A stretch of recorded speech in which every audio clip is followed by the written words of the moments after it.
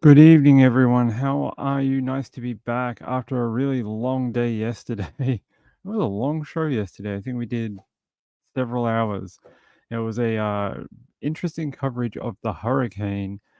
Someone is asking here. I haven't. I checked before. I checked about an hour ago, and I didn't see anything about the strap down house unless people have seen it on social media somewhere. I checked websites and other places. I'm not sure if anyone's gone to check on them yet, but I hope they do because I haven't seen anything, and I want to know how they went with their unique solution to hurricane control.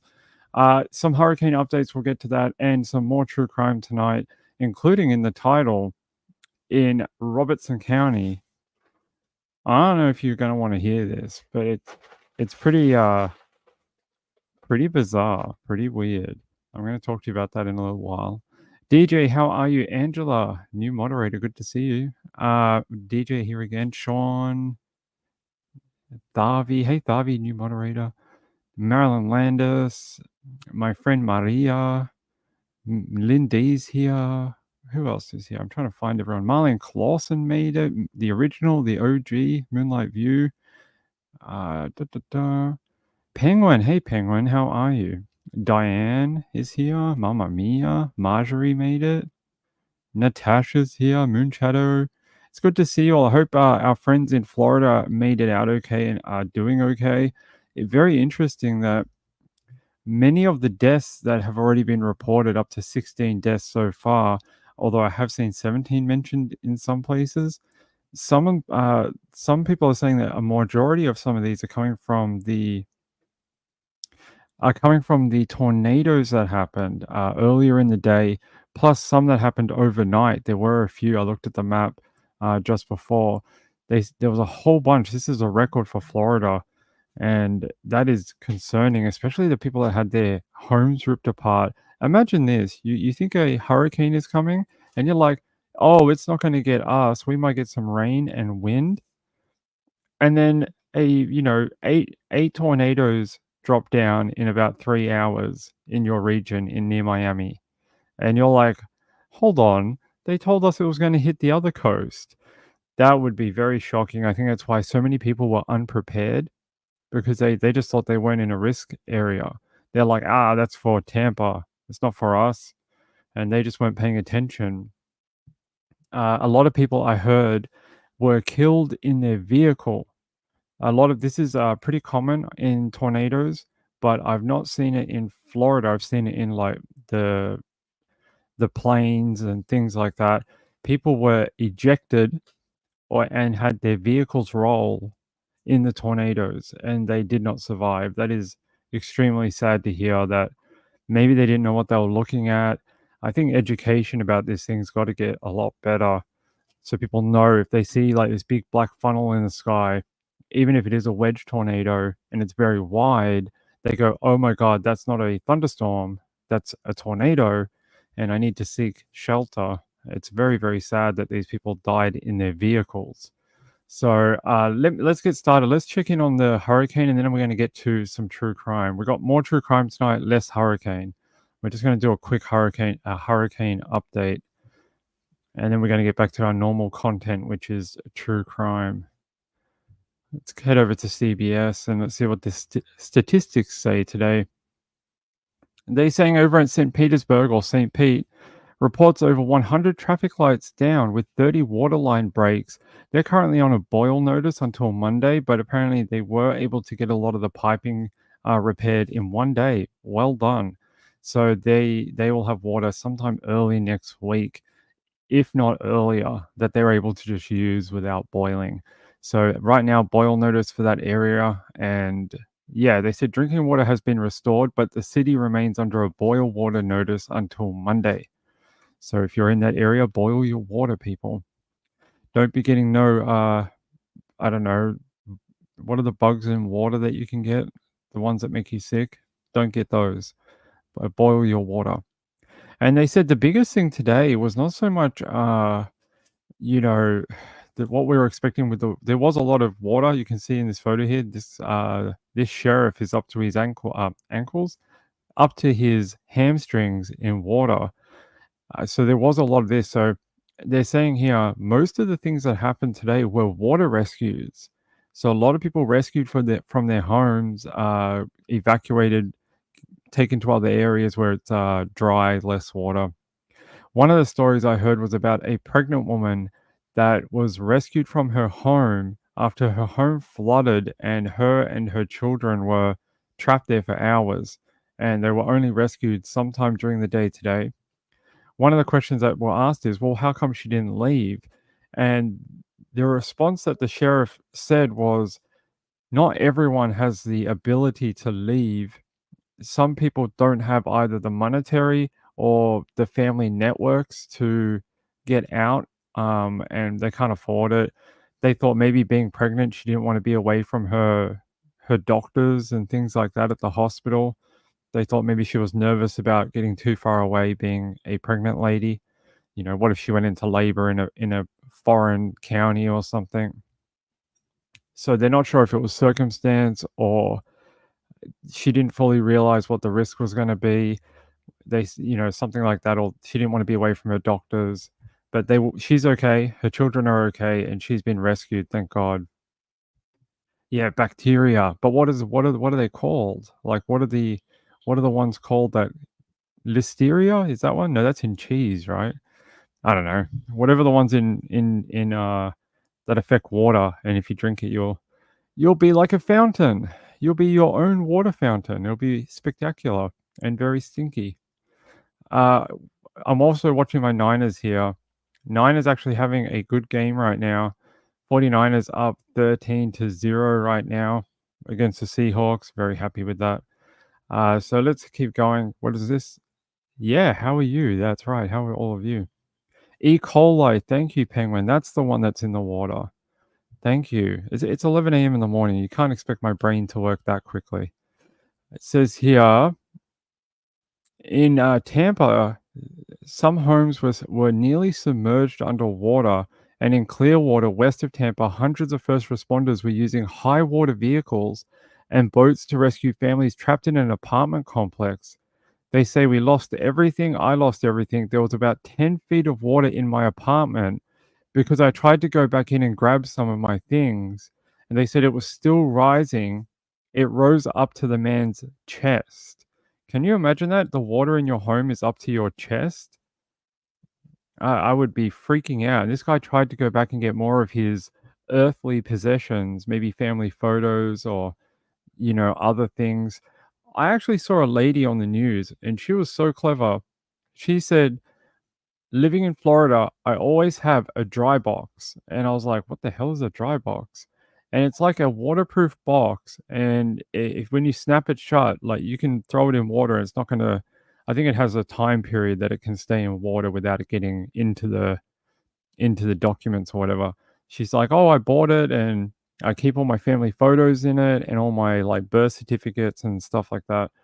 And I was like, wow, I think they should give those out for free to people in hurricane areas. They would be a great investment. Probably save money on people applying for documents again. You're a number 7 fan? Oh, that's good. Where was the pregnant lady's husband? Are we singling out people who don't have a baby daddy? Is that what we're doing? I don't know. It didn't say. It just said she was there with her children. I don't know what happened to dad. Don't know if dad's in the picture. Dad might have been at work. Dad might have been a first responder. Maybe he worked out in the field. Maybe he was out all night rescuing other families. I don't know. It didn't say. I just heard that she was trapped in her apartment building for about 8 hours. 8 hours on her own with her children in flood water. So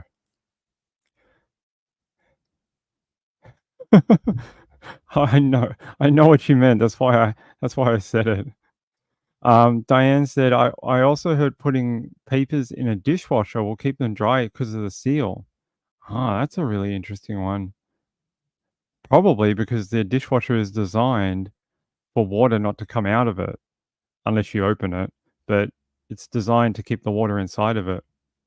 Marlene said, I saw a woman who swears that she throws her pool furniture into the pool and never loses it. Well, it probably weighs it down. The friction on the top of the water with the pool, the pool floaties or whatever. Are you talking about like the inflatable ones or like the ones like a sunbaking chair? People put them in the water on purpose so they don't fly away. Because where else are you going to put them? Are you going to bring them inside? These yucky things that have been outside of your home, probably got spider webs on them. They're very dirty, maybe even a little rusty. Are you going to bring them into your home? No. So yeah, just throw them in the pool. Throw them in the pool. It weighs them down. Ain't going to go anywhere. Marlene says, I have a waterproof, fireproof safe. That's a pretty good idea. Probably very expensive, though. Probably very expensive. So it says here, they're still seeing a lot of homes surrounded by brown water and cars swept away. Businesses were caked in sand. Yeah, this is the other thing. A lot of the recovery effort today was not what you think it is. There were crews out there today just moving sand around. It was like a giant toddler's playpen. They were just like, like little kids where they play in the sand with a dump truck and that. That's exactly what was going on today in the area. You had all these grown men and women out there just moving sand around like they're 4 years old. They're like, "Oh, we'll pick some sand up from over here and move it over here," and if it wasn't such a serious situation, they might be having the time of their lives, reliving childhood memories. But, I think it was a bit more serious than that. Current power outages right now stand at around, yeah, this is the number I've seen too. I think it's a little lower now. I've seen the number around 2 million customers still without power. Uh one of the issues today, especially in this area and on this coast here up in Orlando and Daytona, was the some of the wind speeds were still a little high, meaning they couldn't get the buckets into the air because there's a wind limit that they can go up into. And right now, that wind limit was slightly too high. They expect over the next day and a half that will come down and more bucket lift things will be able to go into the air and repair more lines out there. But they were able to get a bunch of people back online today. They're just, yeah, there's some places that the winds are just slightly too high. They've got to be safe too, right? They've got to be safe. So, you got it at Walmart. I'll have to look into those. What's Brock Purdy doing?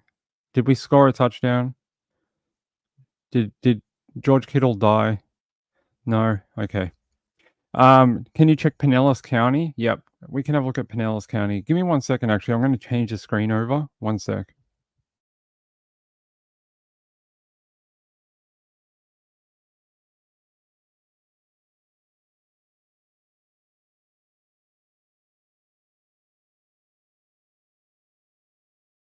All right. Let me check out at Pinellas County what their updates are right now. They are saying that evacuation orders have been lifted out of Pinellas County now. All mandatory evacuation zones A, B, and C and mobile homes issued before Milton have been lifted.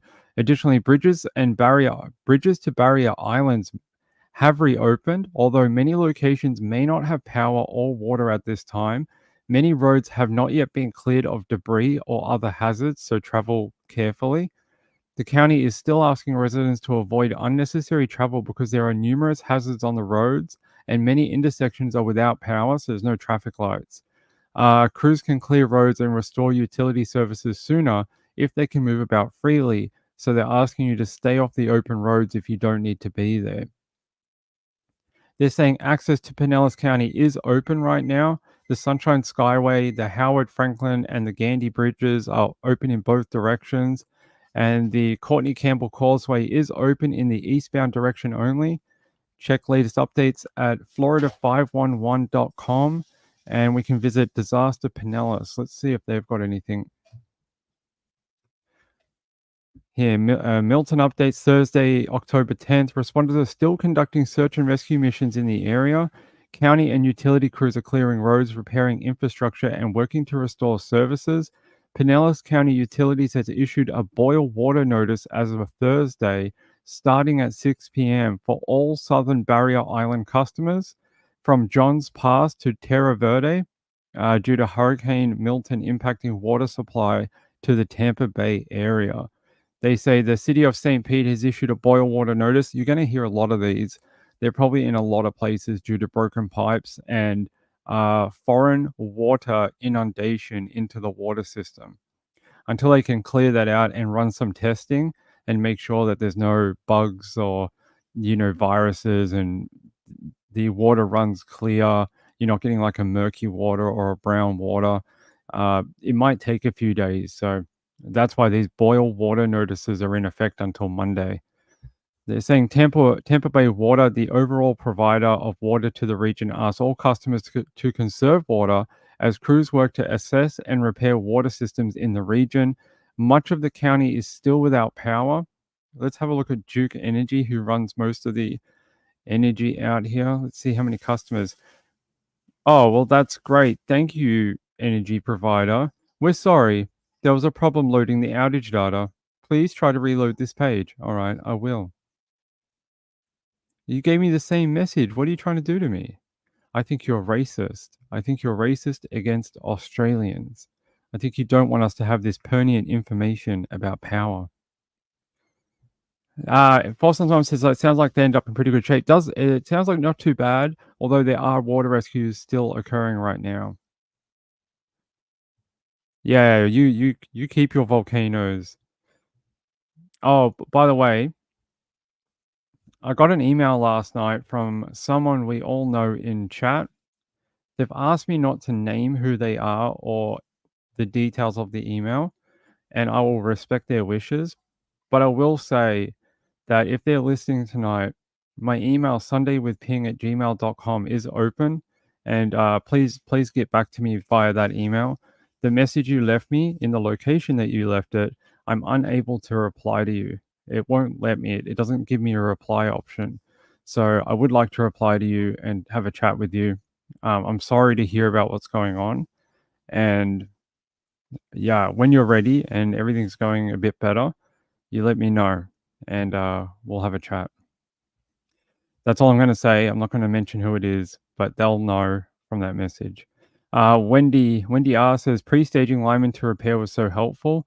This could have been so much worse, and the power repairs could take much longer. I actually think it's one of the great things that America does in hurricanes. They do this staging of linemen, and when we've had cyclones down here, they don't do that. They don't do like they will bring up people to help, but they don't have like highways full of linemen. I've never seen that here, but it's a great thing because it gets power on like that just straight away. Couple of days, they get 90% done. The other 10% that are very difficult take another week or two, but they finally get it done. And down here, people will be without power for like 2 months. They're like, oh, yeah, we can't quite get into that area. We don't have the necessary people or the tooling. They'll be without power until July. It's just how it is. That's sort of what they do here. Um, I love that about America. They're very organized. Everything's very sort of in their little section. You do the power, great. I'll see you here. You be here 9 a.m. tomorrow after the hurricane. Bring 9,000 of your friends. Contact the lineman union. Bring all of them. I love it. I love seeing it. It's a great thing. But I did find out a little bit more about that stadium, Tropicana Stadium. I thought it was a staging area due to the NFL statement that came out yesterday. It wasn't. They were actually going to use that as a refuge center for people. And the things you could see on the bottom of Tropicana Stadium were actually beds for people so they could sleep there. But it's ruined now. It's ruined. They were unable to use it due to that roof being torn off, and all the bedding got completely soaked and wet and no good. Let me see if I can find a better photo of that Tropicana.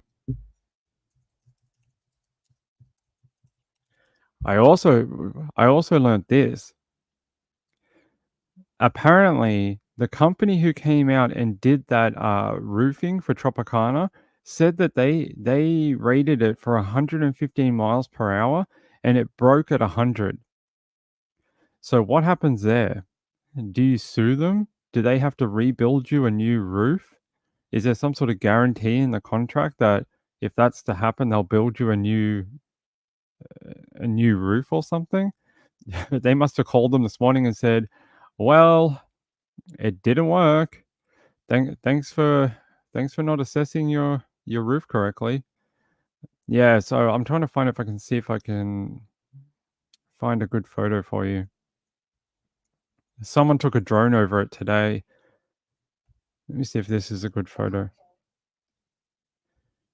Here's a photo from Sky News Australia. I'll leave the audio off, but you can see how bad it is during the day. Hey, stop that. It just shredded. See if they'll take us inside. No. I wanted to show you the inside where all the setup was. No, they don't have it. Yeah, so inside they had like hundreds of beds and stuff waiting for people to come in. Ah, there we go. That's a good photo. See, you can see down below there was rows and rows of like those army beds. What do they call them? A cot. There were like these little cots everywhere, and these were all set up for refugees who lost their homes or whatever. But because the roof caved in, they were unable to use it.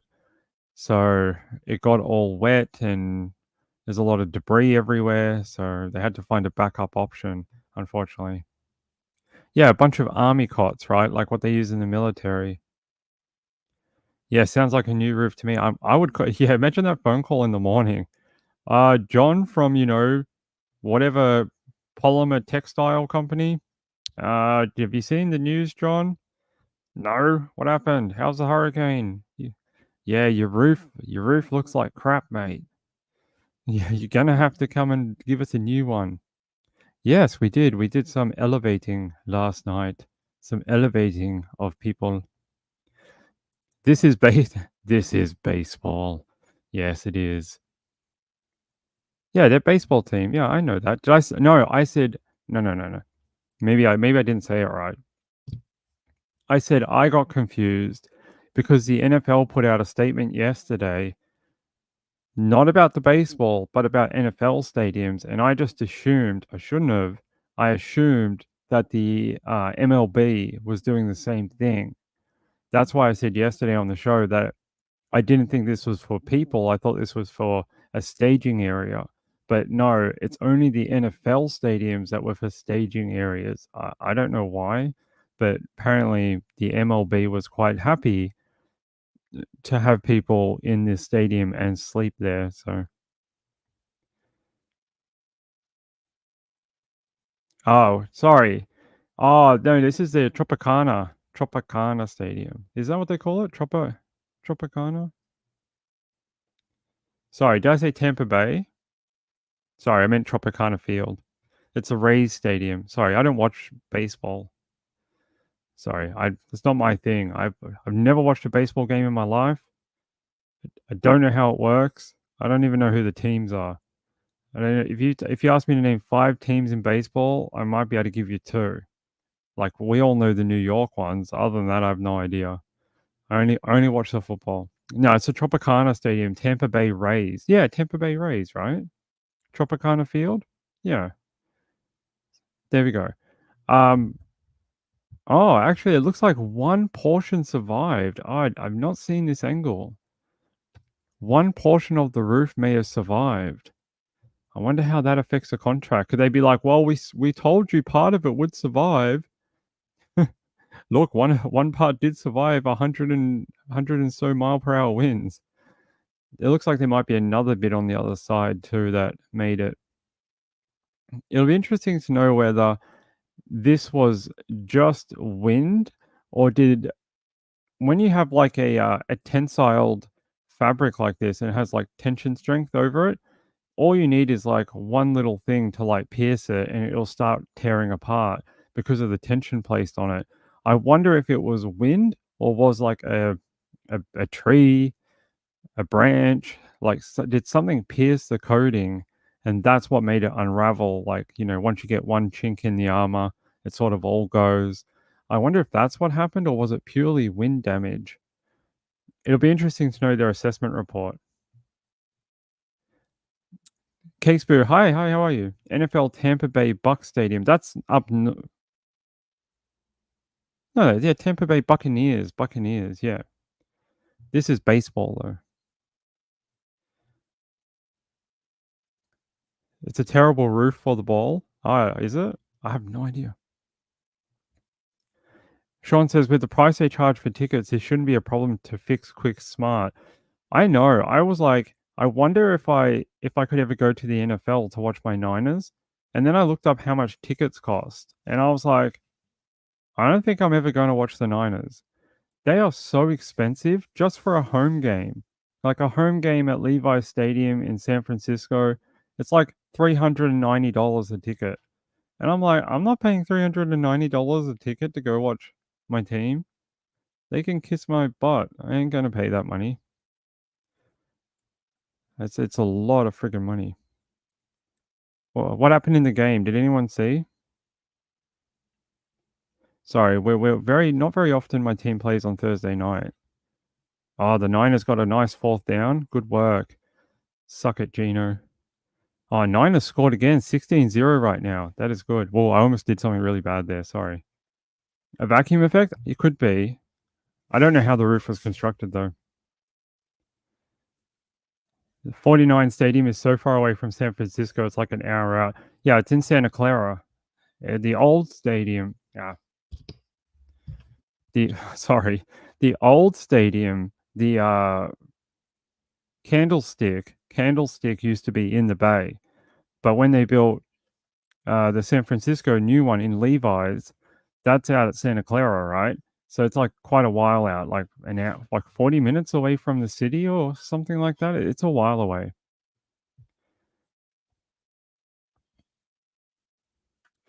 The stadium is most likely used for spring training that starts in early Feb, so they've got some time to repair all this. It won't take long, a few weeks. They can do a panel a day easily, and it'll be done in a couple of weeks, even a week. This stuff doesn't take too long. They just got to make it. Making the actual fabric, that's what takes time. So there we go. That's all. That's all I'm going to do tonight on the hurricane because we will run out of time. We can do more on the late show if people want to do hurricane coverage. That's great. What I can tell you is this: I'm very sad to hear that even more people died overnight. I was hoping that wasn't going to be the case, considering the worst outcome, which was that the hurricane hit a little north of Tampa, and then that storm surge went straight through the bay. That's what we were worried about. Is that if it just slightly went north of Tampa, that rotating winds would come in through the bay and then push up straight into Tampa Bay and then flood everything. But that's not what happened. Tampa Bay actually had a opposite effect. It pulled water out of the bay and came around and hit further south. And that, while not good for the southern regions like Bradenton and Siesta Keys and other regions down that way, my geography ran out. It's still sad to hear that it's going to get higher. Probably we're going to hear about 20 by the morning, that the 20 people, just under 20 people died. And the people in the tornadoes, I mean, that's the last thing you want to hear, right? People getting thrown in their vehicles and dying. A guy I heard, I don't know if I should tell you this story. Yeah, I'll tell it to you. We're a true crime channel. Can we charge a tornado with a crime? There was a guy driving on a road. It was a residential street. The tornado picked up his car and threw it, and he flew through the air and hit a building, and it crushed his car, and he died. He didn't survive. And I mean, I can't imagine what the last few minutes of his life were like. I think that would be horrifically very scary for that person, and I feel very sorry for their family having to lose a loved one, but also learn of how they died. I think that I think that's just a horrific way to go, right? You had your car picked up and you got crushed against a building in the air. It's not very nice. I think that was in that county. My geography is so bad with Florida. Um, just south of the area where the hurricane hit. What was that? Uh, I'll look it up. Hold on, because I don't want to be rude. There was that big one, that big wedge tornado that came down. Where is this? Tornado British tornado. No. Let's see if I can find out what that area was called.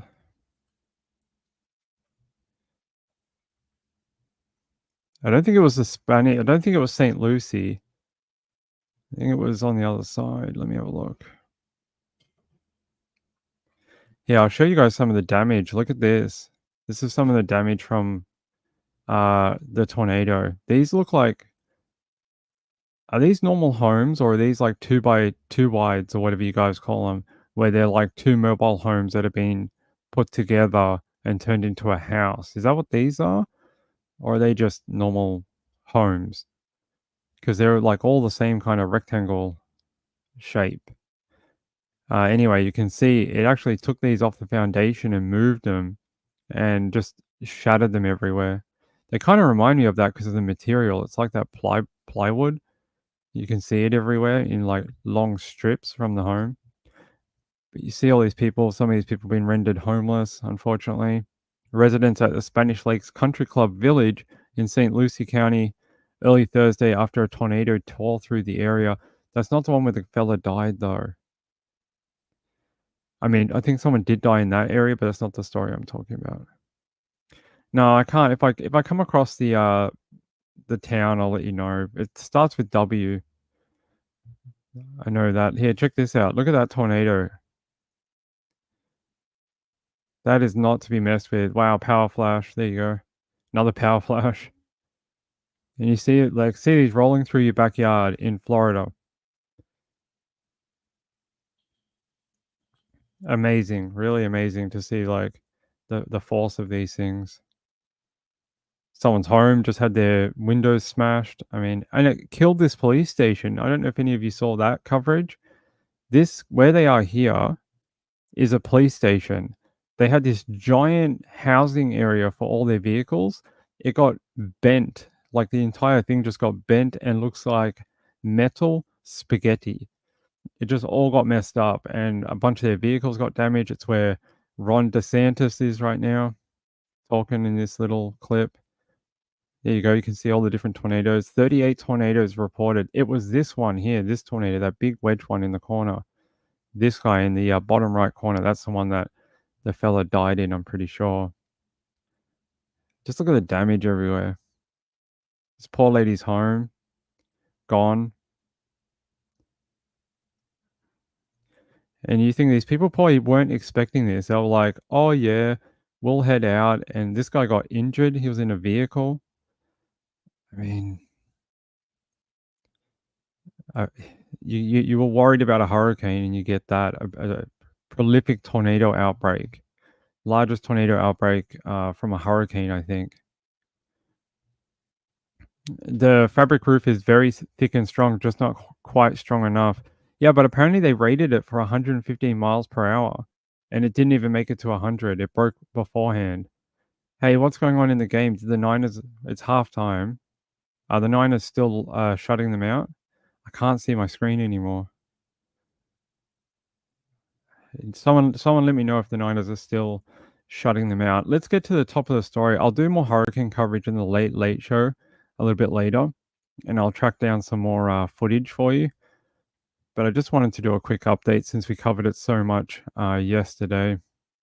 Although they say is it Boca Grande Island or Barrier Island is completely cut off from the mainland right now. So if you, it's just west of Fort Myers and was closed, but it was hit with a 5-foot storm surge, and it looks trashed. Apparently, it does not look very good. It looks like it got really messed up. All right, I'm going to take you to WCPO Cincinnati, and we're going to go back to true crime. Check this out. Casting spells and cooked body parts. NKY woman in custody. Is that North Kentucky? A North Kentucky woman in custody after mother's dismembered body found. There's no video for it, but it says a 32-year-old woman is in custody after Kentucky State Police found her mother's dismembered body lying behind their Robertson County home Wednesday afternoon. They say the police said in a release that troopers were called to a home on Brealey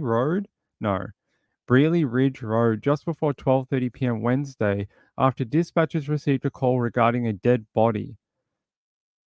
I want to hear that 911 call.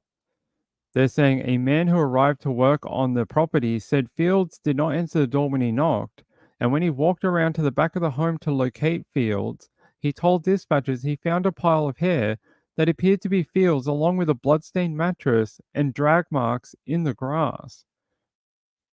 The man told dispatchers he followed the drag marks to the backyard, where he found what he believed to be Fields' dismembered body lying in the grass. When troopers arrived, they found Fields' dismembered body lying in the grass near a blood-stained mattress.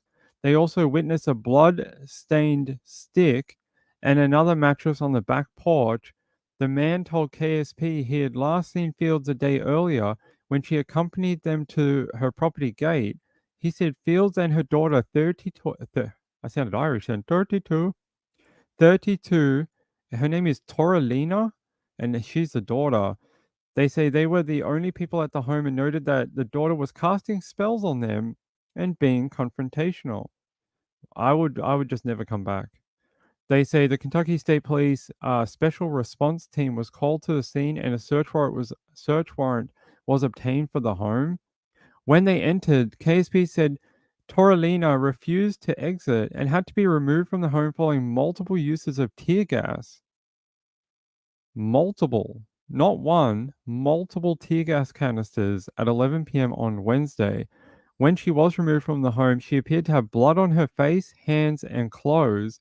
A search of the home found multiple body parts cooked inside an oven, inside a stainless steel pot. What the hell? They say one of the mattresses near Field's body also had multiple body parts and organs on it. They say Toralina Fields is charged with obstructing governmental operations, tampering with physical evidence, and abuse of a corpse. KSP said more charges may be filed pending an investigation. She's currently being held at the Bourbon County Detention Center. I have to look this woman up. Hold on. Her name is Toralina. Let's see. Toralina Fields. I am so bizarre about this. Like, why would she kill her mother?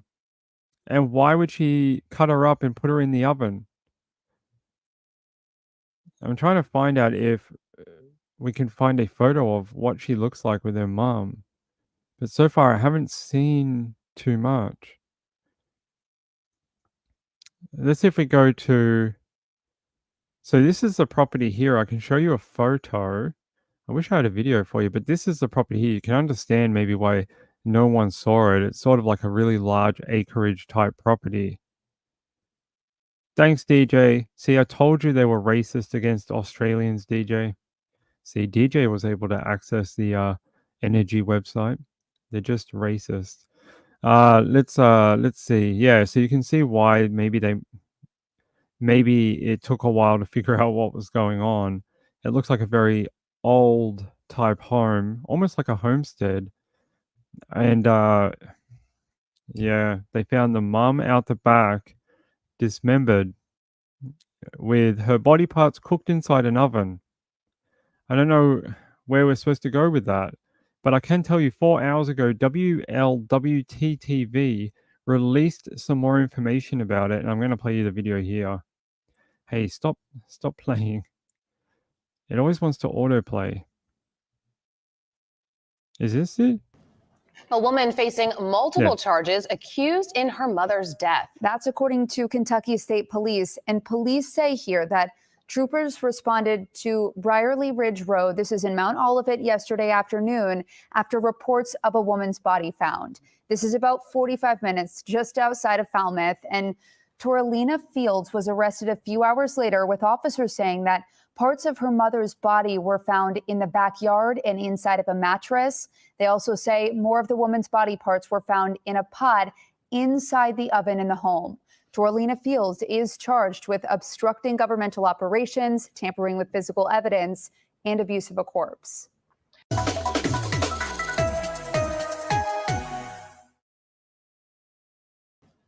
A woman facing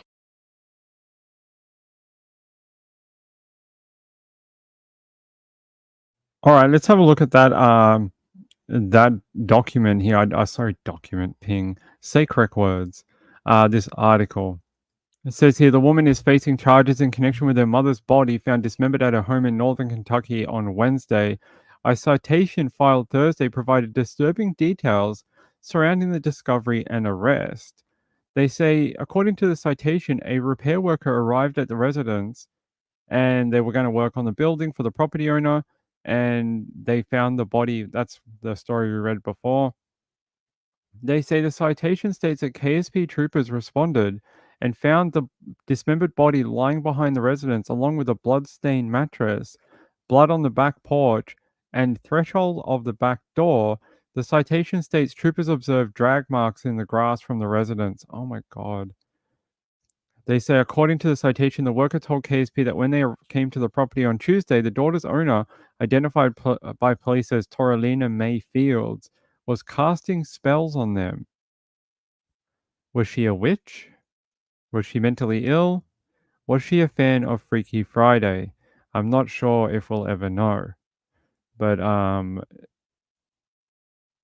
don't know if this is. I can't find a. Fields is such a common last name.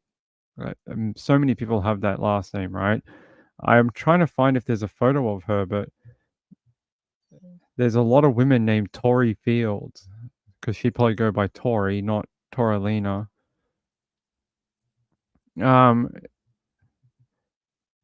Here, state police describe finding the drag marks. Yep. They say the arms, legs, and head had reportedly been removed from the body, and the torso had been severed as well. Troopers obtained a search warrant to enter the Brearley Ridge Road home, but the 32-year-old Toralina Fields refused to exit. Apparently, they used tear gas, multiple volleys of tear gas to try and control her. They also used a robot to communicate with her. Like that movie where he goes to another planet and tries to save humans. Except this one, it was to try to get some woman out of a home that dismembered her mom. He has a weird new life, apparently.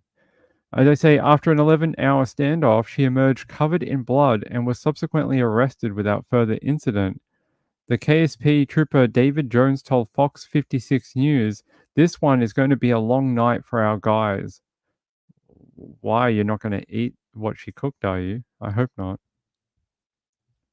They say after further investigation, investigators noted that in the kitchen, a pot was discovered inside the oven. Inside, they found human body parts that appeared to have been cooked. The pot was still warm to the touch, according to the documents. Court documents noted that they also found the mattress folded in half, concealed multiple body parts and organs. In an interview with authorities, one of the witnesses told troopers that the last time he had seen the victim was about 6 p.m. on the day before. I've done a lot of true crime stories in my life.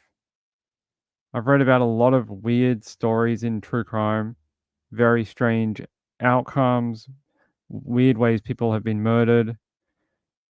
I don't even know what to think about this one, except for there's only really two things we can go to in this. Is there any mental illness here? And if not, the second question is, what the F? Because, like, why? Why would you do that to your own mom? Why would you cut her up and then try and cook her? What is this? It's not like you're that. What's that rapper that cooked her cat? What's that lady?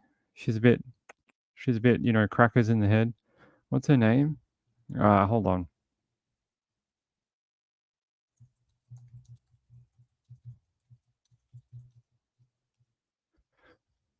Oh, Azalea Banks. Like, you ain't no Azalea Banks. You ain't a multi-platinum record artist, and ain't no one gonna find it interesting that you cooked your mom.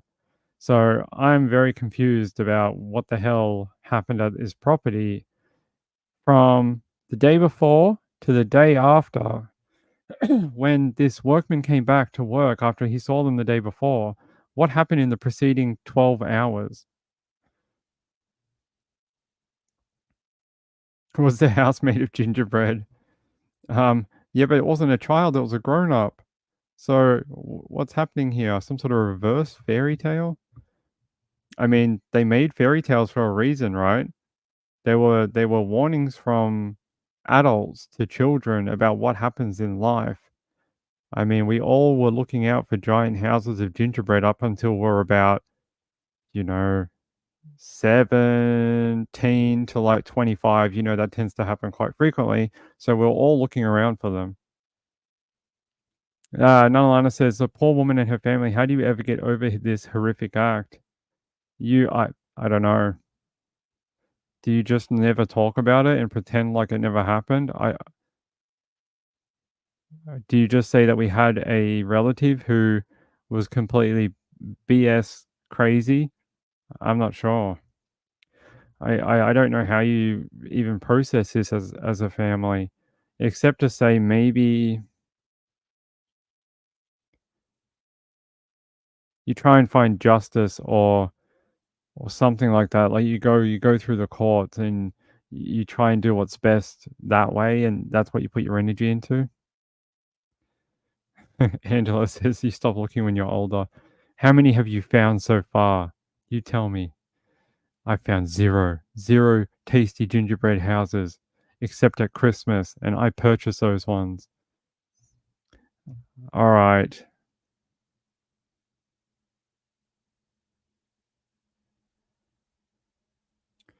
Okay. STL Cards is probably watching the Niners game.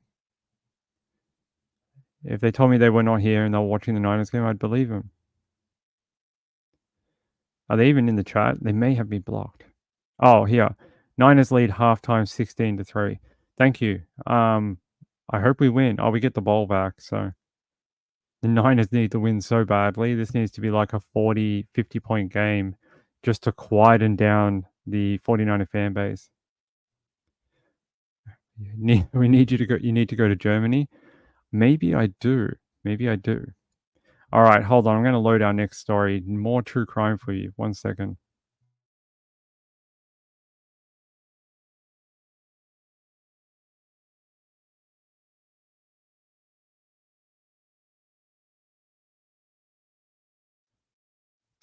Casper said maybe it's the stereotypical reasons for hiding the pictures of Toralina Mayfield.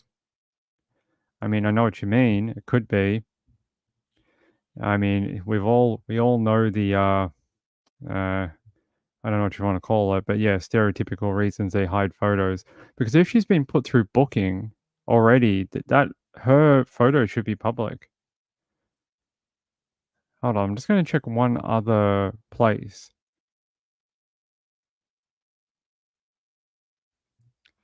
No, yeah, I don't have it. I'm going to check one other source and see if I can find it. I'm going to try the booking site. Hold on. Because that's very odd. If you go through booking, it should be public.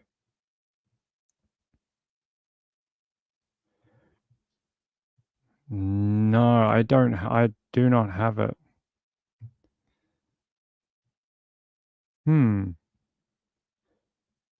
Yeah, I'll take you to a different video though. Then we're going to move on.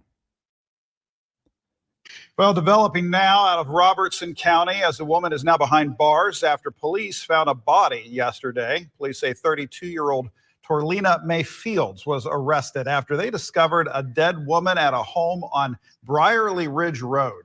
Officers say that they found Fields inside the home and took her into custody. She's now being charged with abuse of a corpse, obstructing governmental operations, and tampering with physical evidence. Police say more charges may be filed, and she is currently being held at the Bourbon County Detention Center. There you go. She's being held at the Bourbon County Detention Center. A 5-1 hold, maybe. Maybe they're holding her on that. But they did say she has been charged. So it shouldn't matter if she's on a mental health hold because it means that she's been through booking. Oh, no, wait. They could have charged her but not put her through booking and she's in a mental health facility. Could be. Yeah, you might be right. Because you have to go through booking to get the photo. I don't know. I'm sure she's due in court. When is she due in court? Okay, here. So state police tell LEX 18 that an autopsy is being performed tomorrow, and they hope to officially confirm the identity of the victim in the coming days. So either tomorrow or the day after, Friday or Saturday, we should get an update of the cause of death and probably more, information on what happened and who the perpetrator is. Go Niners, come on, crush these Seahawks. Nalana says, put this crazy in a straitjacket? Maybe. People are very twisted at times. Yes, drugs, but mental health. Yeah. We'll have to see what the background is, because I wonder if she was having a mental break, though, because that is very weird the day before, how she was trying to put spells on people and being no, that's not the right word, Ping. Don't say that. Confrontational. No U in that word. There's only an O. Several of them. Don't say it with a U. It sounds like a different word. I know. An autopsy on the body parts, apparently. Autopsy on the cooked body parts and the body parts they found in the backyard. Apparently that's what they're doing the autopsy on. For what? I'm not sure. Probably to find a cause of death. To see if they can find one or not. That's probably more about, like, what they're trying to do. By the way, I want to show you this photo that DJ sent in about Milton. Hold on. He was able to get to the website that I wanted. If I can download this. Yep, there we go. Downloads. He was able to get to that power outage site for me. I appreciate it.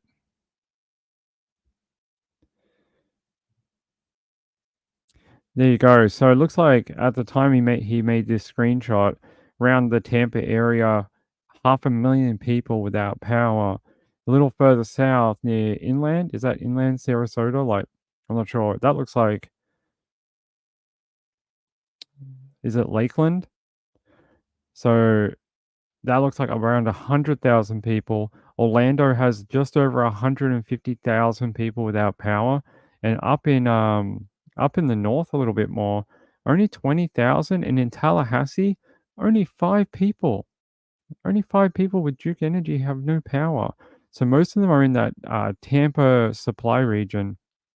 That probably stretches down the coast a little bit too, I would say. It probably heads inland a little bit as well. 500,000 people, it's not too bad. Not too bad for 18 hours following the hurricane. Yeah, I had a look. Yeah, no jail booking photo on the Bourbon County Detention Center website. I couldn't find it either. She's 32 years old, was arrested on the 10th, which is today. She was arrested by the KSP, and she's a female, and she's 32. Yeah, I'm interested why there's no booking photo. She may be in hospital. She may be in a hospital and has to have what they call an out-of-court session, and that's how they book you in jail. They'll come in and bring, like, some magistrate, and they basically do a bedside hearing. So that may be why that happened, possibly. Are the Niners sucking again? Is that what someone just said? Come on, Kittle. We need a touchdown from you. Come on, George. All right, let's keep going with our stories. I did a bunch more research into the Lawrence case, and I'm currently reading a book that was written by one of the people involved in the investigation. It's an older book now, but it's called Gone: The Disappearance of Claudia Lawrence, and it had her father's full support in writing the book. The author's name is Neil Root, and he's the one who wrote it, and currently I'm reading it in my spare time. So this is my new book I'm trying to read to see if there's anything else in here that's not online. Because sometimes these books have little tidbits of information that don't make it to articles, or they have information, because this case is from 2009. It has things that have disappeared as the internet has evolved. some of these articles go away, they get deleted. News websites change their websites, and some of the old articles disappear. So I was just seeing if it had anything interesting in here that we could talk about on the show this weekend. So this weekend we're going to do more of the Lawrence case. Nine Alana says, I hope her mom did not suffer. Me too. I hope she didn't. No, I don't want to speculate. I just hope she didn't do anything silly like torture her or something. I hope most of whatever happened was post-mortem. At least that way she wasn't alive at the time to, experience what her daughter did to her. Hopefully she went quickly or something. That's you would hate to have to experience all that, right? Being dragged out to the back and that and cut up. Ugh. I'm not sure what happened there. There's not a ton of details about background on the daughter or what she was, any prior history or anything like that. I don't see anything like that.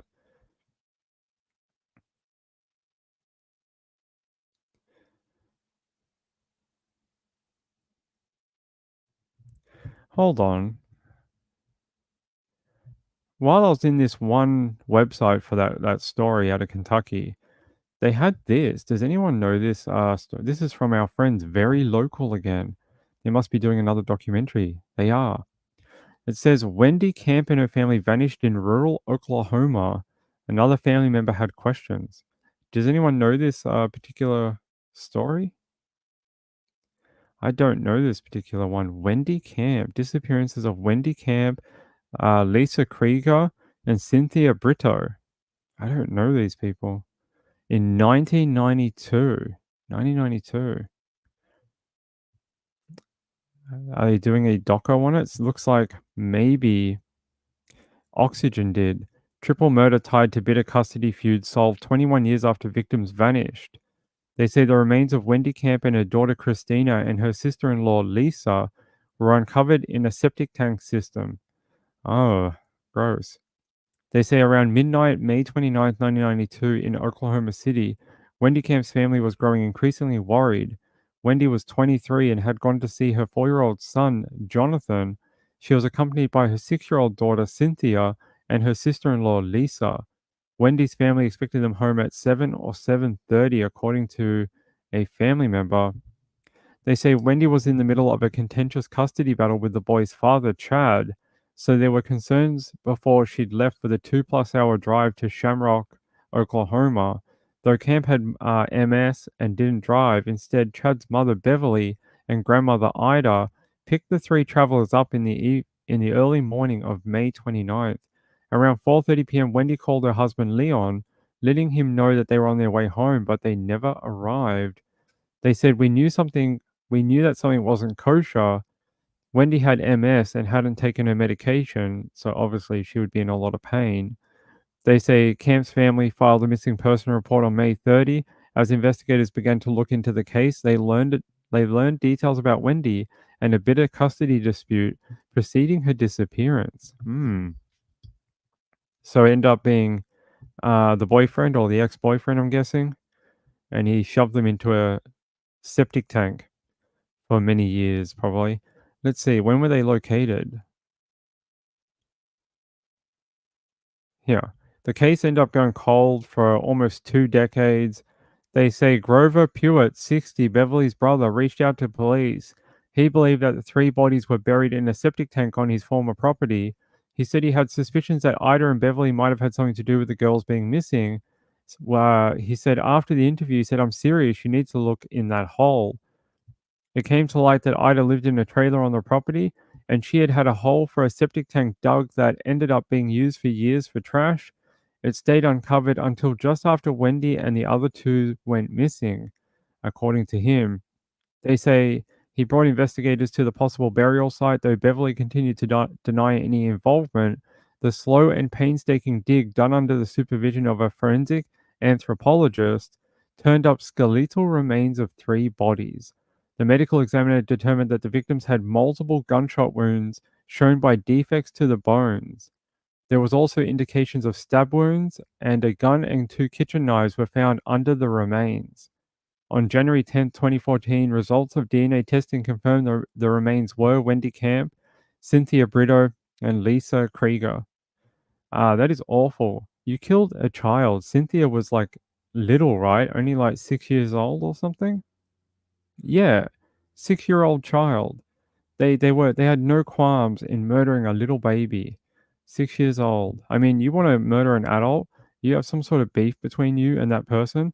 It's not the right thing, but I've said it before, I sort of, in one way, get it, but not children. Like, what did they ever have to do with anything? They have no involvement in any parental dispute at all. And the fact that you would be okay taking the life of a child says a lot about what type of person you are. Let me see here. They say Wendy Camp's ex-mother-in-law, Beverly, was arrested for the murders. Okay. They said in 2015, Beverly, then almost 67, pleaded no contest to help carrying out the murders. Her charges were reduced to accessory to murder. She was sentenced to 15 years in prison plus 15 years of probation. Due to her age and health issues, she ended up being released from jail after 3 years. There you go. I had no idea.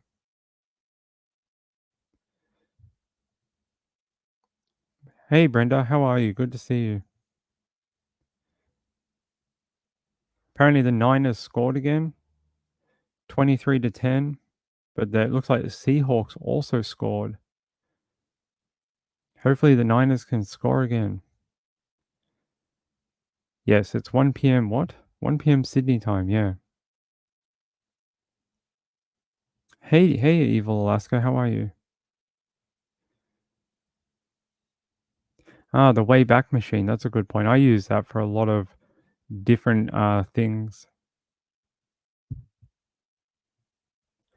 Yes, so Melbourne is currently in Australian Eastern Daylight Time, but places like Queensland don't observe Daylight Savings Time, so they're an hour behind. It's 12 o'clock or midday in Queensland. And if you're in South Australia, they're 30 minutes behind. So if you're in South Australia, you're 12:30. So we have weird time zones here. 3 a.m. in Scotland. Nalana says, I hate all time zones in the US. US is pretty easy to understand. You find the Eastern time zone, and then you subtract an hour for each one you go across the USA roughly. That's how I do it. So if it's 8 p.m. Eastern, it'll be 9 p.m. Central. I don't know, whatever it is Mountain Time, but then I can do Pacific Time from that. That's the way I've taught myself. Sean says daylight savings in Sydney, New South Wales, but not all 6 states have daylight saving time. No, because for various reasons they don't need it or they don't want it. It's normally for states like Victoria, South Australia, New South Wales, where we're very far down in the world, and even during summer, there's not a ton of daylight. Well, I think there is, but they don't. They think there should be more daylight during the evening hours for people to enjoy their summer. So that's what they want people to do. All right, let's keep going.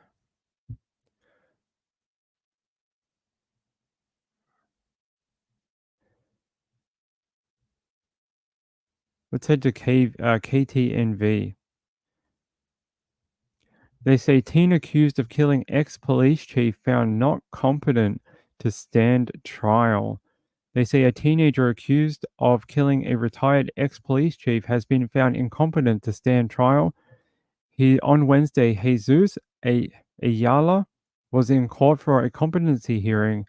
Judge Christy Craig ruled that he was incompetent and that he is being sent to Lakes Crossing Center, a maximum security psychiatric facility located in Sparks.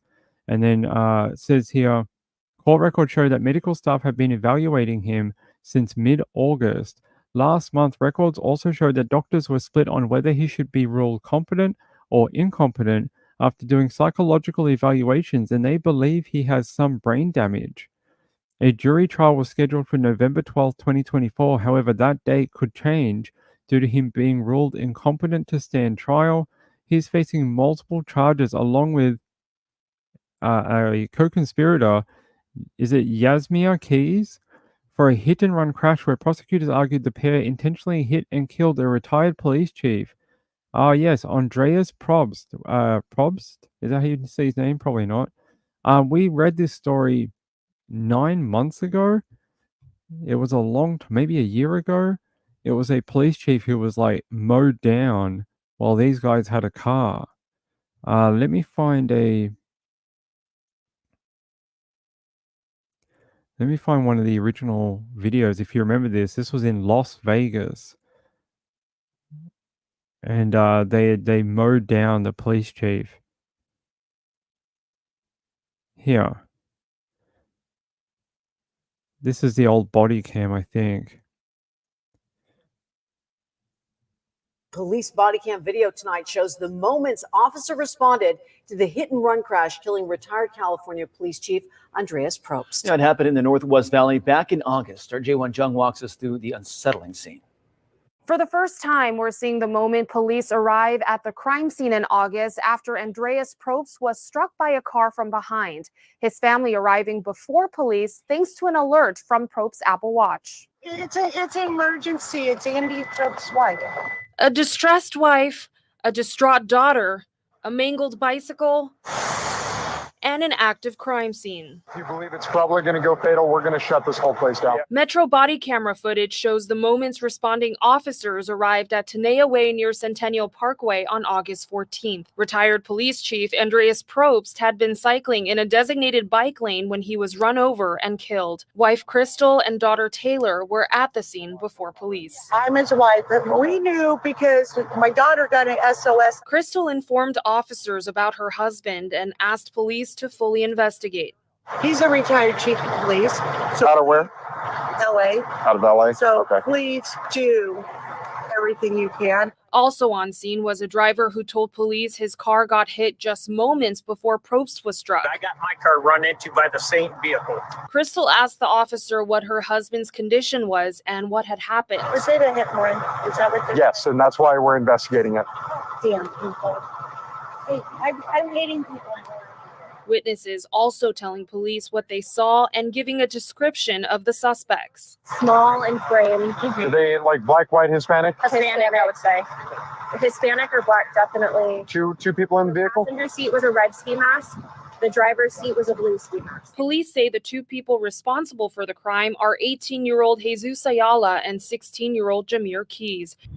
Video from grand jury evidence released last week shows Ayala, who was 17 at the time of his arrest, telling an officer he expected easier treatment as a juvenile. You think this juvenile go do something? I'll be out in like 30 days.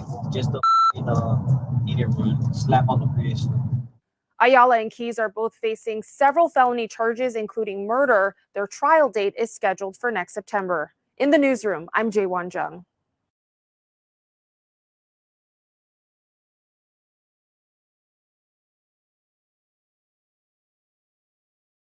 There you go. Very sad story. Not the not the retirement a police chief should have, right? Mowed down on a bike, left for dead, and he unfortunately passed away. And now one of his perpetrators is being treated as not competent to stand trial. I don't know how the family's going to feel about that, but I would say they're probably disappointing. Probably disappointing. Did he have these tattoos when he was first arrested? I don't think so, right? I remember him being arrested. I don't remember the tattoos. Oh no, he did. He did. Here's him and his co-conspirator back when they were arrested. They look absolutely drugged out of their mind. They both look like they've had far too many downers or something. No, yeah, it looks like he did have the tattoo. I don't know about the neck one, but he did have the tattoo on his face. at the time. Yeah, book 'em. Yeah, they were very calm. But yeah, so that's the update. So now we don't know if or when it'll head to trial at all because of this incompetent to stand trial. Will they try and do that thing they did with Laurie Vallow? Will they try and rectify his mindset and get him back to trial? I don't know. Let's see if I can find anything else on Mr. Jesus. Yeah, like what does this mean if they... Let's have a look at KLS. Oh, wait.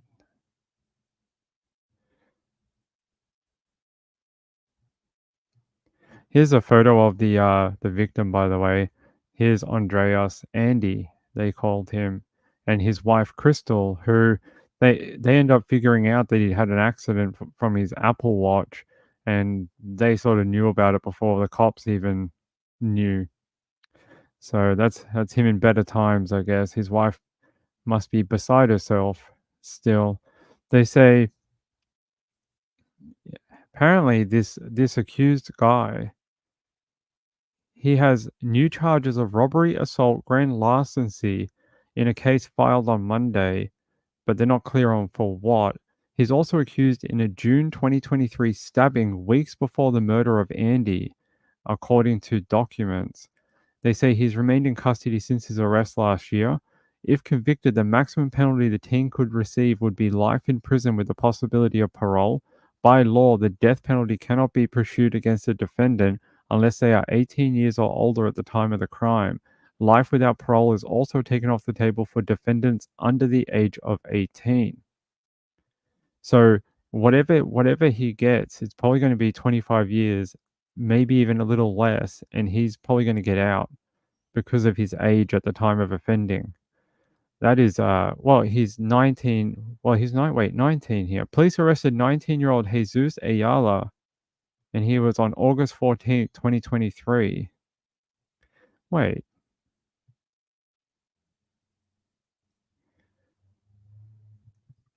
Hmm? Did he have a birthday like the day before? He was arrested on August 14. What's his birthday? Hold on.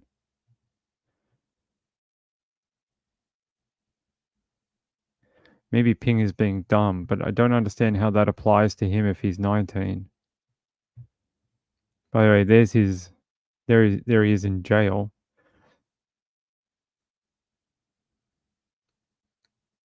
It's his co-defendant. His co-defendant was under 18 at the time, 17. So maybe that'll apply to him, but I don't think it applies to the other guy. The guy with the face tattoo, I don't think it applies to. See here, if convicted, the maximum penalty the teens could receive would be life in prison with the possibility of parole. By law, the death penalty cannot be pursued against a defendant unless they are 18 years older all the time at the time of the crime. But they were. One of them was. Even if he's been in jail for a year, I mean, that would make him 18 at the time. I'm going to check the chat because someone's probably yelling at me, saying, Ping, it's this. Says he's 19. If it only happened last year in August and he was arrested, he would be 18. Unless it was some sort of one of those weird quirks where at the crime he was 17, he turned 18 when he was arrested, and then now a year has passed and he's 19. Do you know what I mean? Like, it might work like that. Falson's mom said, such a sad situation for the family. He sure looks like he knows right from wrong. Those eyes are pretty scary. Just very vacant. Very vacant. No emotion. Hey, Robbie. Only here for a moment? Just a moment, never a long time? Okay. Why was Grandpa riding a bicycle? I don't know. Maybe he was a fitness freak. This kid never received any discipline at all? Maybe. Thavi says, gotta love the attitude. I expect better treatment and I'll be out in 30 days. Right. Oh, yuck. Who threw up on the football? Why did they change to that view? In my corner here, I can see someone just spewed on the sideline. Come on, Niners. Sorry, there's a goal line stand. I just want to see who gets this. Someone timed out. 2nd and goal. Seahawks on the Niners 1 yard line for a goal line stand. Don't let him get it. You freaking beep at a beep. They got it. Niners, you guys suck. The Niners suck this year. They are terrible. The defense is awful.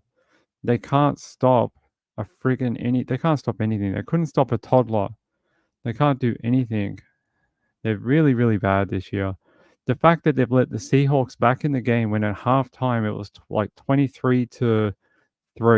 It is now 23-16. The Niners haven't scored any points back against the Seahawks, and they basically let them back in the door. This has been happening for like the last 4 weeks with the 49ers. In the second half of the game, every week for like since the start of the season, the other team makes adjustments, the Niners don't, and the Niners end up pissing the game away because they can't make defensive adjustments quick enough. Sorry. I like my Niners, but I like them when they win. Tharvey says Grandpa should have been able to ride his bike if he wants to. That's right. And he's a retired police chief. That was his town. I really wish someone from the team hears this. I will tell them. The Niners suck. Sorensen, the new defensive coordinator, sucks. He is absolutely crap. He is terrible. He just not good. Don't like him. Not a fan. I think the defense has taken so much of a step back from last year. Everyone wanted to run Wilkes out of town last year after the Super Bowl, but at least Wilkes had the defense like mostly firing, much better than what it is right now. Terrible team right now. All right, let's get off sport. It's not a sport channel. Although I should open a sport channel where I just swear for like 4 hours about the Niners. All right.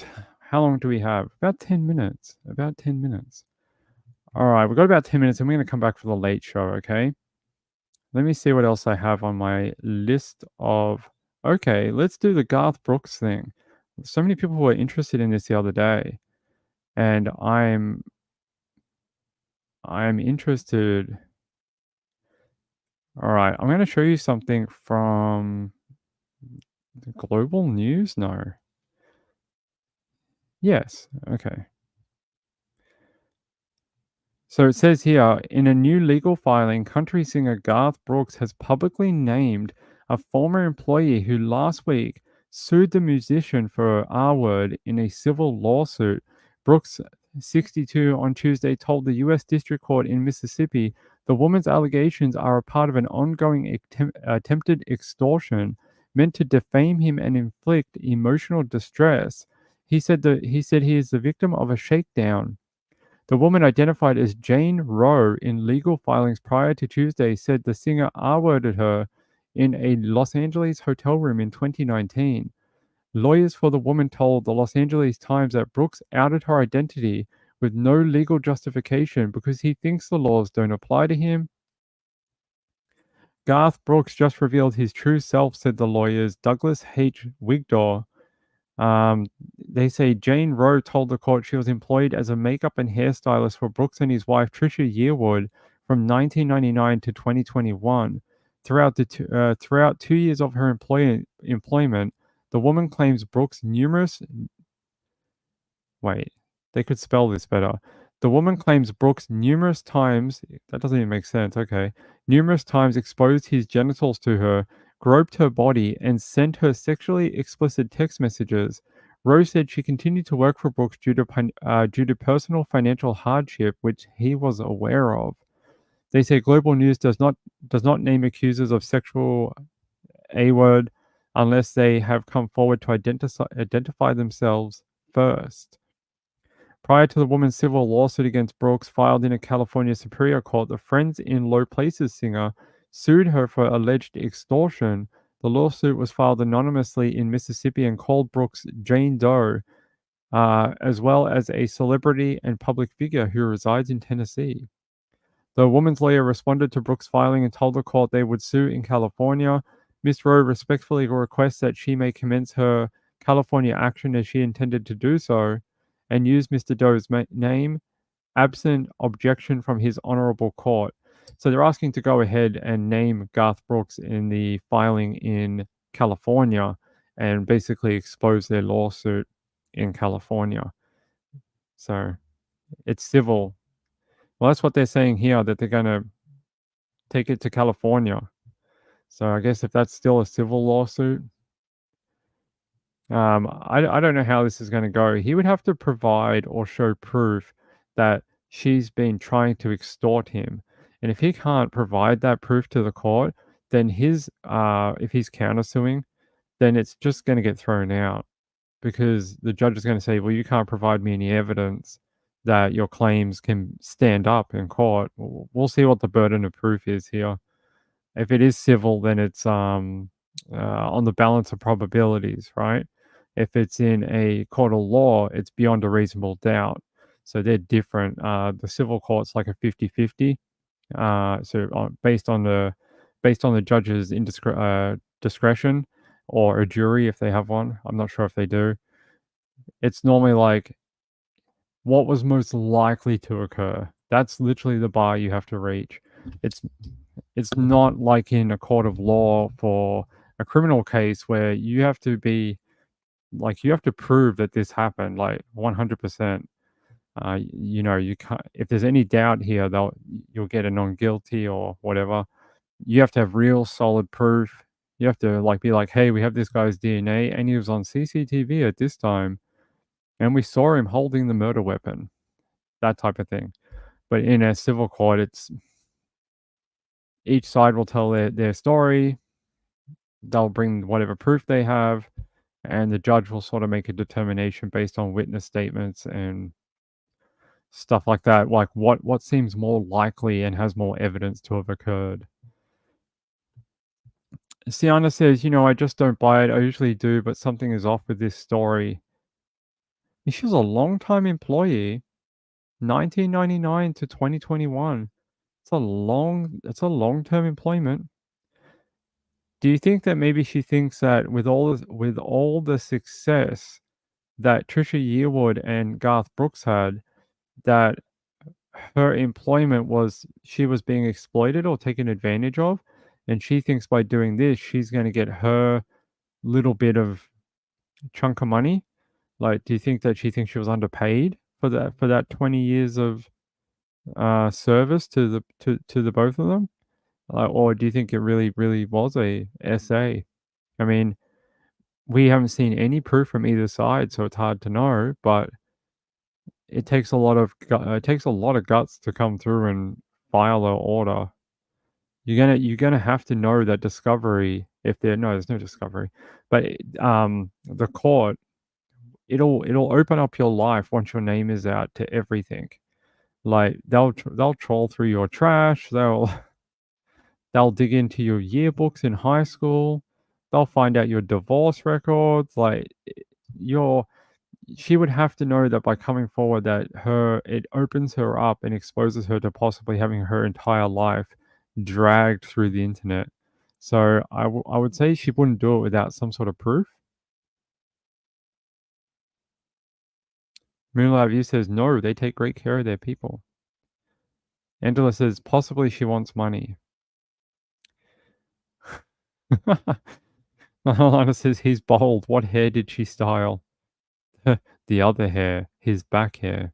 He's got a very particular taste in back hair stylist. It has to be, done in a certain way with a straightening iron, and then they perm it. He has an image to uphold. He had hair, did he? I don't even know what he looks like.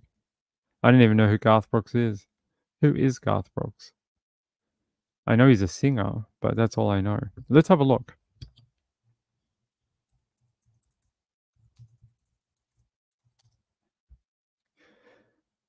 Oh my God, he has a hat.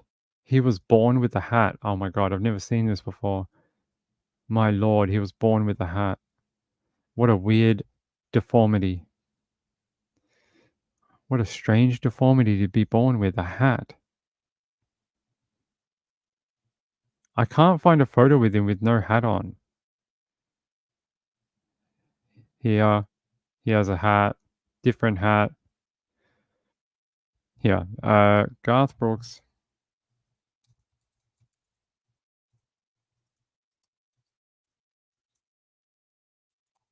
No hat. Oh, here we go. Here, no hat McGee. Oh my God, put the hat back on. Yeah, I think he should wear the hat. I think he should wear the hat. It's more, yeah, he should wear the hat.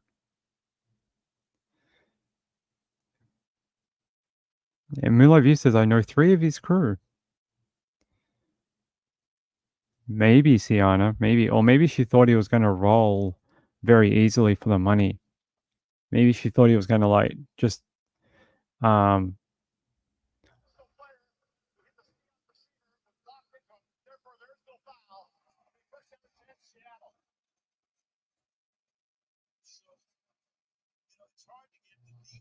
right, there we go.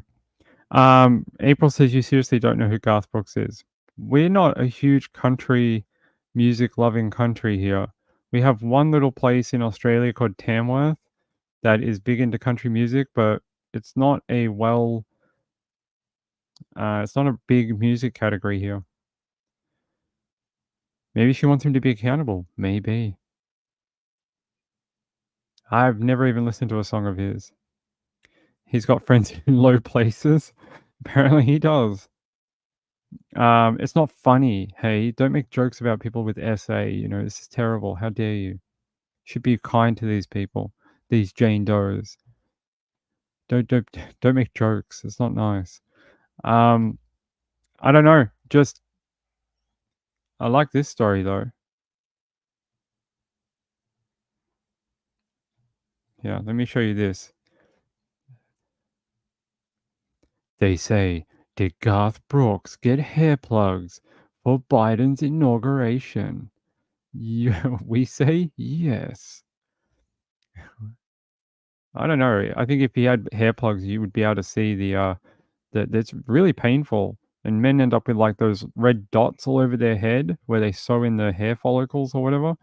And they end up with like all that. It almost looks like someone ran over their head with a pizza spike where you spike the pizza. It almost looks like that, where they just ran it over their head with like a bunch of spikes. Like you're sewing, grass, and instead they're sewing hair. I don't know. Don't know why they're. It's a hairspray, one of those ones that go black when you spray it. He's not that famous. I don't think it looks that different. It just looks a little thicker. I don't think it looks like he's had heaps. I just think it looks like his hair's a little thicker than normal. You love Garth Brooks? Don't know a song of his, unfortunately. He likes Thunder and Roll. Oh, we got to go. All right. Hey, I love you all. Thank you very much for all your time. We'll be back for the late show to do, mostly it'll be hurricane coverage with a little bit of true crime. Peace out. Have a great Thursday night. See you later. Bye-bye.